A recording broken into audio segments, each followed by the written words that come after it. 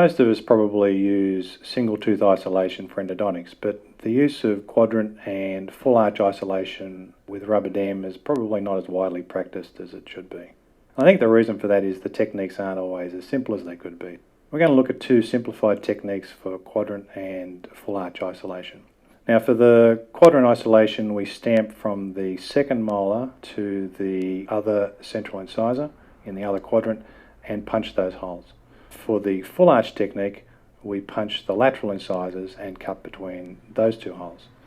For the quadrant technique, the holes in the first and second molar are joined, so you cut between them. For the full arch technique, you cut between the two lateral incisor holes, either in a direct line, as my assistant has done here, or in a curve mimicking the arch form. The real secret to both these techniques is the use of the Royco non-latex FlexiDam, which is much more flexible and stretches much better than conventional latex rubber dam. This is your armamentarium for the technique. Blue mousse from Parkel.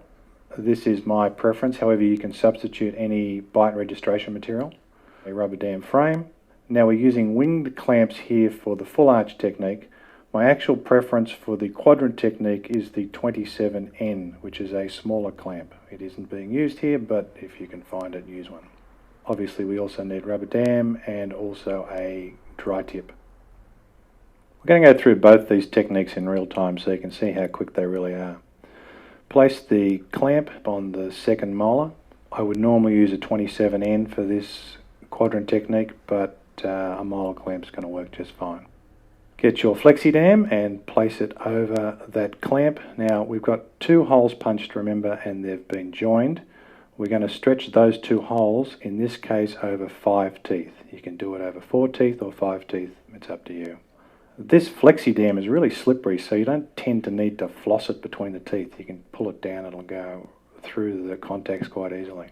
Put the frame on, cut the rubber dam away from the nose, and you've pretty much finished it. The beauty of this technique is that because the dam stretches so nicely, just sort of tightly adapts to the teeth and the tissues and gives an almost perfect seal.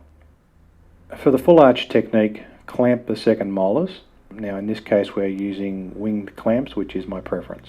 You've got the rubber dam there, which has been punched in the lateral incisor position and cut between those two teeth. You put the rubber dam over one molar, then over the other molar, and then you pull it forward so that it goes over all the anterior teeth. Now because you're stretching it quite considerably, it'll ride up the buccal surface of the teeth into the sulcus. Sometimes you'll need to adjust it a little bit and push it back over the dam, so more of the dam has gone distally, as you can see there. That's created a very nice isolation of the field. There I am just pushing more of it back. Get a dry tip, flex it underneath the clamp, as you can see there, making sure it's outside the rubber dam at the back. Then you get blue mousse or any other bite registration material, squirt a little bit under the clamp, that helps to keep it in place. Seal the posterior border, and then go around and seal the dry tip on the palatal. Now, it's actually a lot easier to do this if you don't have to keep your head out of the way of the camera, so this really is the slowest you should ever do it. The rubber dam forms a nice seal with the dry tip as a backup, and you've got a really well isolated field. Pretty much 14 teeth in view that you can do anything with.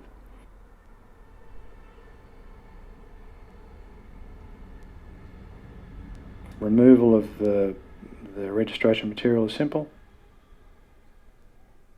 Generally, any moisture will be absorbed by the dry tip.